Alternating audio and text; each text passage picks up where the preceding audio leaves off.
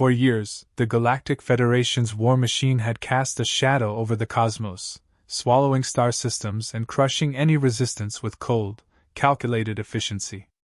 At first, humanity had fought back fiercely, defiant against the overwhelming odds, but their colonies fell one by one. Entire fleets, carefully built over generations, were reduced to cosmic debris, scattered across the void. Each loss was a message to Earth: surrender or be annihilated. Yet Earth refused. Now, with the walls closing in, humanity stood on the brink, their last hope dwindling. Deep in the war room beneath the Earth's surface, the atmosphere was thick with tension. The faces of the human leaders reflected the gravity of the moment, weary, hardened, but unbroken. For years, they had debated strategies, attempted negotiations, even begged for ceasefires. All had failed. Now they stared at a hologram of their final, most desperate plan, a ship, the last of its kind, called the Decoy. It looked almost laughably plain, an outdated relic compared to the sleek, menacing vessels of the Federation. But its unassuming exterior was the point. It was built to be overlooked, dismissed, forgotten, until it wasn't. The room buzzed with arguments. Some called the plan madness, a gamble that would doom them all. Others saw it as their only chance. Voices rose, emotions ran high. An elderly admiral slammed his fist on the table, insisting they had nothing left to lose. The President of Earth, eyes locked on the hologram, finally spoke above the chaos, her voice cold and steady. "This is our last card," she said. "We play it now, or we don't play at all." Her words hung in the air, met with a heavy, shared silence. The decision was made.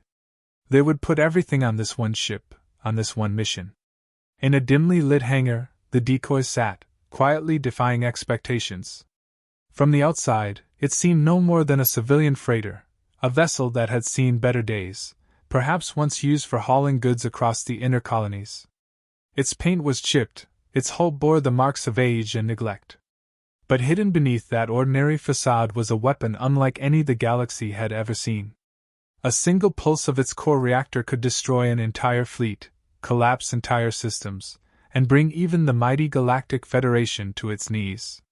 Yet, its real weapon was its disguise, the notion that something so unremarkable could never be a threat. The crew was a mismatched collection of humanity's finest. Veterans of lost battles, tech prodigies who had turned the tide in countless skirmishes, and strategists whose unorthodox methods had confounded the enemy time and again. They were not just soldiers, they were survivors. The commander, a stoic figure with a history that read like a tragic ballad, stood apart. He had lost more than most in this war, a family, friends, faith. Yet here he was, preparing to lead this last, desperate mission. He had no illusions. He understood the stakes better than anyone. The weight of countless lives rested on his shoulders, and failure was not an option. As final preparations were made, the hangar echoed with the sounds of clanking tools, hushed whispers, and the occasional nervous laughter. Engineers checked and rechecked systems, while the crew exchanged last words with loved ones, knowing they might never return. The commander walked among them, his presence a calming force amidst the tension. He shared brief nods, a few quiet words of encouragement, but mostly he listened. He knew these moments mattered. They might be the last normal moments they would ever have. And then, the time came. Orders were barked, engines hummed to life, and the Decoy lifted off, slipping silently into the darkness of space. The crew took their positions, each knowing their role was crucial, each determined to see this mission through to the end. In the command deck, the commander watched the stars stretch before them, a silent, endless expanse. He knew the enemy was out there, waiting, hunting. But he also knew that they had something the enemy lacked: hope, and a willingness to risk everything for it. The Decoy moved forward, a small, seemingly insignificant speck in the vastness of space, cloaked in secrecy and driven by a singular purpose. The crew, now bound together by fate, braced themselves for what was to come. The journey ahead was uncertain, fraught with danger, but there was no turning back. They were humanity's last chance, and they would not fail. The fate of Earth, perhaps of all that remained of human civilization, hung in the balance as they ventured into the unknown, ready to face whatever awaited them. The decoy glided through the emptiness, engines low to minimize any signature that might alert nearby sensors. Every creak and hum of the ship felt amplified in the tense silence of the command deck. The Federation's territory was dense with patrols, automated defense grids, and fields of dormant mines that could wake at the slightest disturbance. The crew knew they were on a razor's edge, one wrong move from total exposure. Eyes darted between monitors and sensors, breaths held each time a proximity alarm flickered on, only to fade moments later.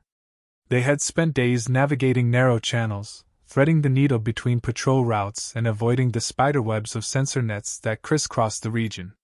It was a delicate dance of timing and precision, led by the navigator's calm, methodical commands. Every course correction required absolute accuracy, and even then, the invisible presence of unseen eyes felt constant. They were ghosts in hostile territory, and every hour without detection felt like a small victory, but a hollow one. Yet, beneath this tense surface, another tension brewed. Whispers spread among the crew, subtle glances exchanged over meal breaks, conversations hushed whenever an officer passed by. The mission, risky as it was, had a new complication, a suspicion that someone among them might be a spy. The idea seemed absurd at first. They were all handpicked for their loyalty, their commitment. But paranoia is infectious, especially when survival hangs by a thread. A few unexplained incidents, systems glitches, data discrepancies, small things, easily dismissed in normal times, but not now. The commander, noticing the growing unease, kept a watchful eye.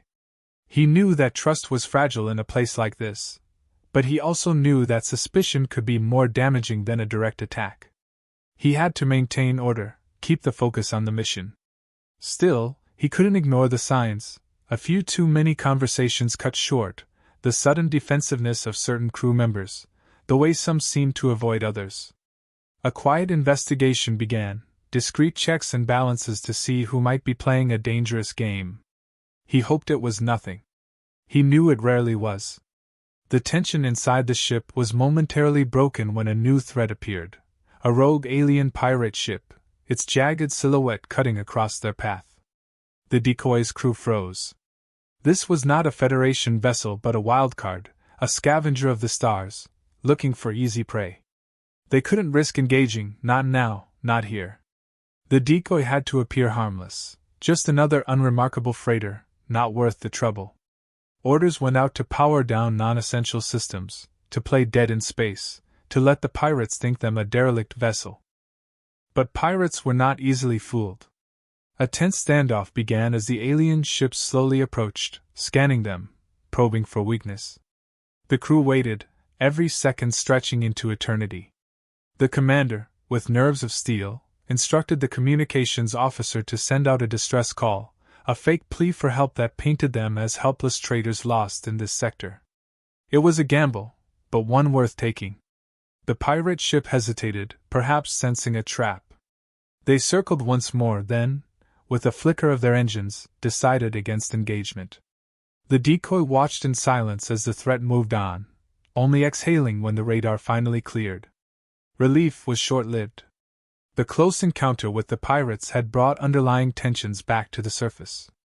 Accusations began to fly in hushed tones. The engineer accused the navigator of making deliberate errors.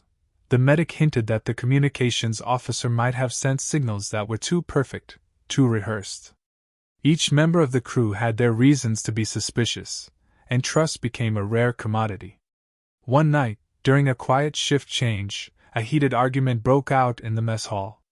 Old grudges and new fears collided, and for a moment, it seemed as if the crew might turn on one another. But then the commander stepped in, a quiet force of authority.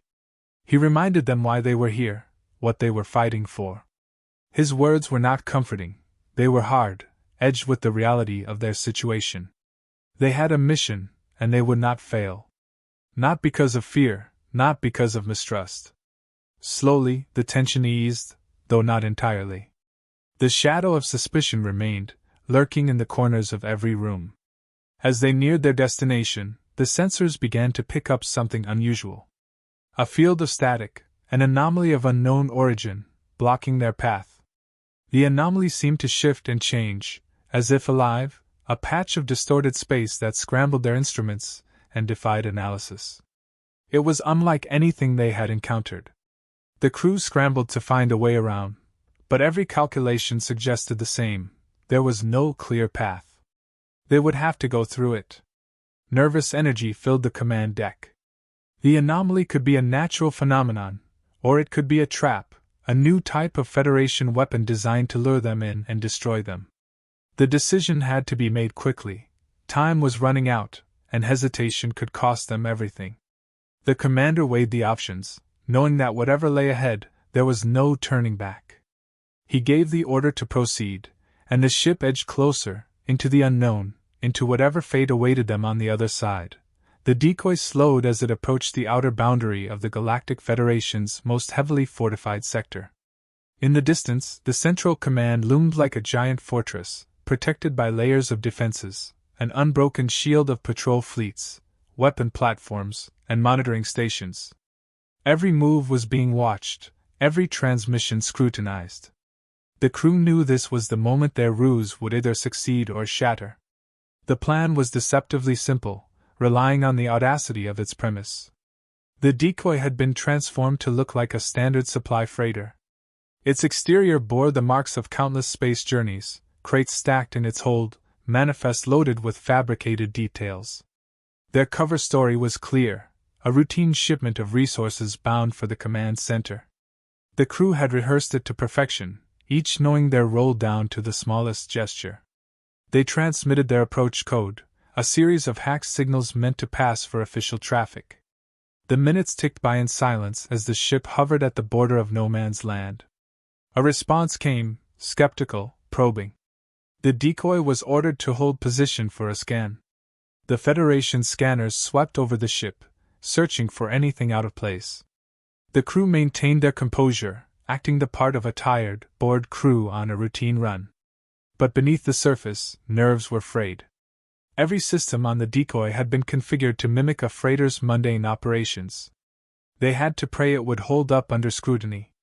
Sweat beaded on the communications officer's forehead as she responded to each query, her voice steady, even light-hearted, masking the tension beneath. Then, the first snag. A Federation officer demanded visual verification, a direct communication feed. The crew's hearts pounded in unison.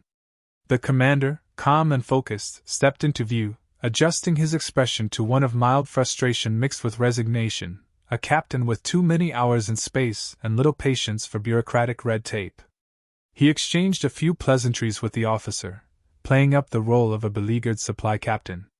The officer's eyes narrowed, sensing something, but after a moment's pause, he cleared them to proceed. The decoy edged closer, but the crew knew that had been too close. The decoy advanced deeper into enemy territory, past more checkpoints, under the watchful eyes of massive defense turrets and fleets positioned like celestial sentinels. The tension was palpable, the crew speaking only when necessary, aware that any mistake could give them away. Finally, they arrived at the Central Command's docking perimeter. Another scan, more questions, more official procedures. The crew waited, their forged documents displayed, their transmissions flawless.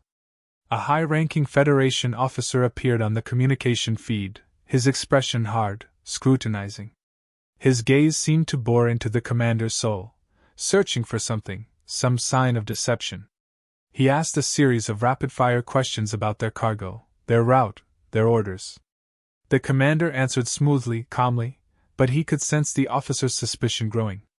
Then, a sudden question about a detail they hadn't prepared for, a protocol that had recently changed. The crew held their breath. The commander paused only for a fraction of a second, then responded with a fabricated story about outdated directives. A beat passed, then another. The officer finally nodded, reluctantly granting them clearance.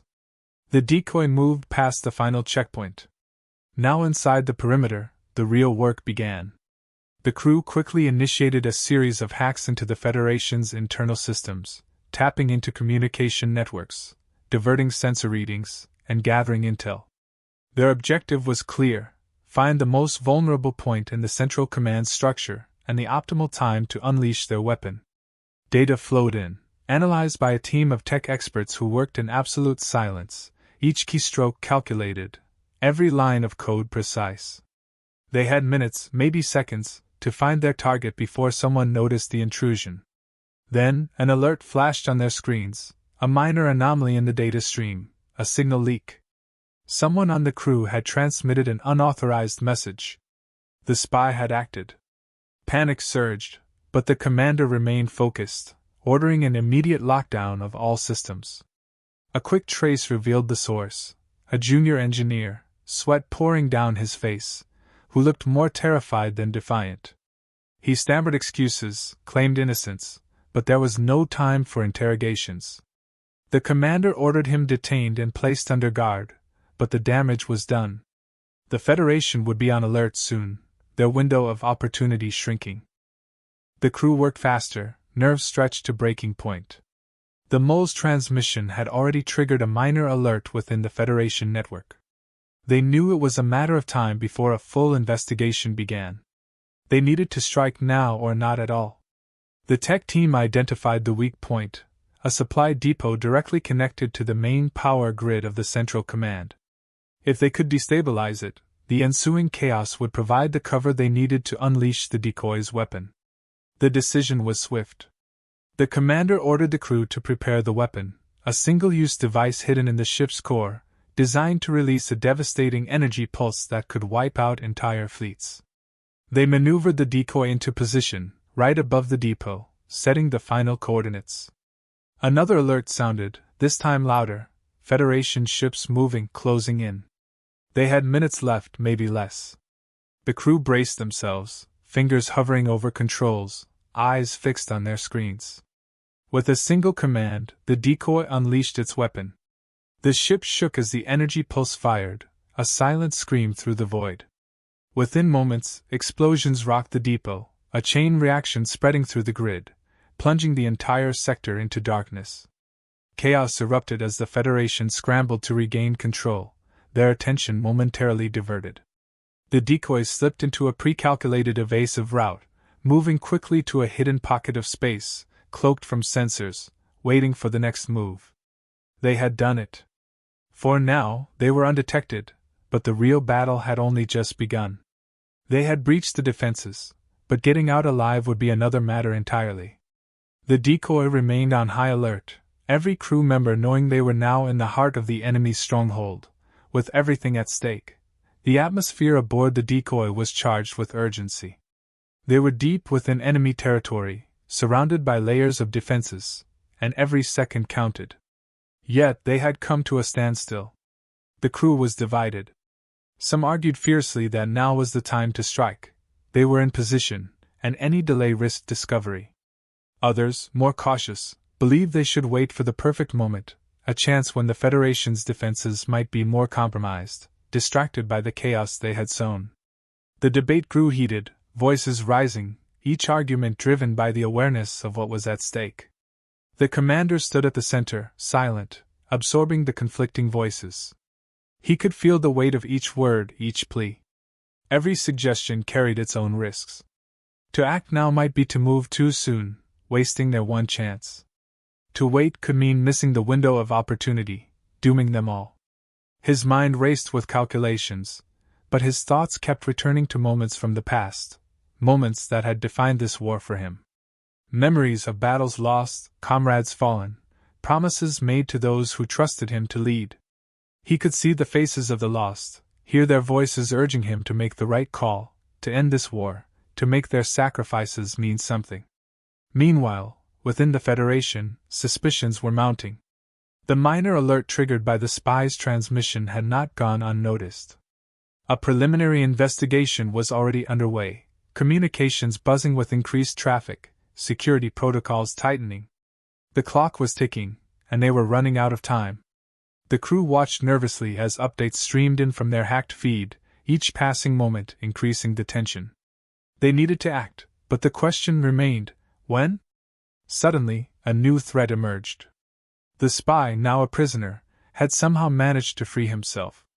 Driven by desperation and fear, he moved quickly, heading towards the ship's core. The crew realized his intent too late. He was going to sabotage their mission, destroy their chances of completing their objective. Alarms blared, and the crew raced to intercept him. A frantic chase ensued through the narrow corridors of the decoy, each step a battle against time. The spy reached the control room for the power systems, fingers flying over the console, attempting to initiate a meltdown. The crew burst in, and a tense standoff followed. The spy, cornered and wild-eyed, refused to surrender. He shouted accusations, ranted about the futility of their mission, claimed they were already doomed. His hands hovered over the controls, ready to plunge them all into chaos. The commander, heart pounding, knew they couldn't afford a protracted conflict. With a swift, decisive move, they neutralized the spy, stopping him just in time. The immediate danger had passed, but the cost had been high. The Federation would know something was wrong for sure now. Their window was shrinking to seconds. The debate among the crew intensified. They couldn't delay any longer. Every eye turned to the commander, waiting for his decision. He felt the weight of their trust, their fear, their hope. The memories came back again, sharper now, the promises to families back home, the faces of those lost to this brutal war.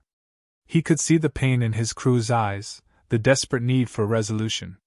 He realized there was no perfect moment, no flawless opportunity. They had to act, or they would lose everything. He gave the order. They would unleash the decoy's weapon now. The crew moved quickly, finalizing preparations, hands steady despite the adrenaline coursing through their veins. Systems were checked and rechecked, coordinates were locked in. The decoy's concealed weapon, a devastating energy pulse generator hidden deep within its core, began to hum with life. The crew knew what was coming, understood the magnitude of what they were about to do. There was no turning back. The countdown began, a slow, steady march toward the unknown. Outside, the Federation forces seemed to sense something was wrong, their movements growing more frantic, more disorganized. The decoy's systems flashed warnings of approaching ships, but there was no more time for second thoughts or regrets. The weapon was primed, its target set, the very heart of the Federation's command, the nerve center of their entire operation. The final seconds ticked away, and in that instant, the crew braced themselves, gripping consoles, holding their breath. A blinding light erupted from the core of the decoy, a wave of energy surging forward, tearing through the fabric of space with unstoppable force. The weapon discharged, its full fury unleashed in a single, blinding instant. The ship trembled, and for a moment, it felt as if the universe itself held its breath. Then silence. The crew waited, hearts pounding, as the screen filled with the bright afterglow of the weapon's release, their fate hanging in the balance. They had made their choice. Now they would have to live with the consequences, whatever they might be. The decoy's weapon struck with unimaginable force. In an instant, the Galactic Federation's Central Command was engulfed in a blinding explosion that shattered the calm of space. Structures crumbled, ships were thrown off course, and the heart of the Federation's power disintegrated in a violent burst of light and debris. Across the system, panic spread like wildfire. Command channels flooded with desperate voices, orders conflicted, confusion reigned. The Federation's once unbreakable unity began to fracture, its fleets left leaderless, adrift without a central authority to guide them. The ripple effect was immediate. Ships faltered, hesitated, some turning against each other in the chaos, unable to distinguish friend from foe. The commanders of the Federation's remaining fleets tried to rally, but without coordination, their efforts were clumsy, ineffective. The Allied races, who had once stood resolutely with the Federation, began to question their loyalties. Whispers of betrayal and abandonment spread through the ranks. Fear took hold, and doubt followed close behind. They had believed themselves invincible, but now they saw the cost of underestimating humanity. On board the decoy, the crew watched the destruction unfold in stunned silence. The devastation was far greater than any of them had anticipated. But there was no time for relief or celebration. The decoy itself had not escaped unscathed. The powerful release of its weapon had left it damaged, its systems strained and flickering, hull integrity compromised. The shields, now weakened, barely held against the debris field that surrounded them. They were exposed, vulnerable, still deep in enemy territory. And they had one mission left: to return to Earth. Navigating through the hostile territory was no easy task. The decoy limped forward, engines sputtering, trying to avoid detection. The crew worked tirelessly, patching up systems, rerouting power, doing whatever it took to keep the ship moving. Conversations were brief, focused. There was no room for anything but survival. Yet, in those rare moments of quiet, thoughts drifted to those they had lost, the comrades who would never return, the lives snuffed out in a war that seemed endless. Victory, if this was it, felt hollow, edged with the weight of sacrifice. As they pushed onward, a new threat emerged. Remnants of the Federation, desperate to salvage something from the ruins, launched a last-ditch effort to hunt them down. Sensors picked up approaching ships, and the crew knew they were in no condition for a prolonged fight. They braced themselves for another battle, knowing their damaged ship would not withstand much more. The commander, calm under pressure, quickly devised a plan, a desperate maneuver that would use the decoy's remaining capabilities to create a diversion, just enough to slip away. The enemy ships closed in, weapons primed. The decoy executed the plan, a series of sharp turns and sudden bursts of speed, using debris and residual energy fields to mask their movements. The crew coordinated with precision, each action choreographed in perfect unison. Despite their injuries, despite their fatigue, they fought as one. The enemy, caught off guard, stumbled in their pursuit. A few critical strikes, well placed and well timed, disabled their closest attackers. The decoy pushed through the gaps, engines straining, sensors blaring. They were free, for now, but the cost of escape left their ship even more fragile. Finally, the blue-green glow of Earth came into view. The decoy approached, battered but intact. Communications channels opened, and the news of their success spread quickly across human-controlled space. Cheers erupted on the surface, celebrations sparked in hidden bunkers and command centers. The crew disembarked to a hero's welcome, greeted by a wave of relieved faces, tears of joy mixed with the pain of loss.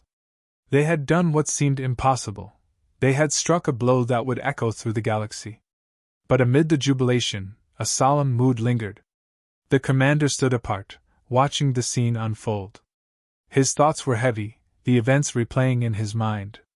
He felt the weight of the lives lost, the ships destroyed, the allies who might never forgive them. The cost of their victory had been immense, the future still uncertain. The war was not over, not truly. They had won a battle, but the end was not in sight. He wondered if this ultimate gamble had been worth the price. Was this the victory they had hoped for, or merely another chapter in a conflict that seemed without end? The commander turned away from the crowd, his face etched with a mix of resolve and doubt. The galaxy had been changed by their actions, but at what cost? The decoy had survived, and they had struck a blow that would not be forgotten. But the scars of war ran deep, and he knew there were still battles to fight, decisions to make. As he looked to the stars, he knew that humanity's fight was far from over, that their future was still unwritten, and that only time would reveal if this victory would truly bring them peace, or if it had merely opened the door to another war.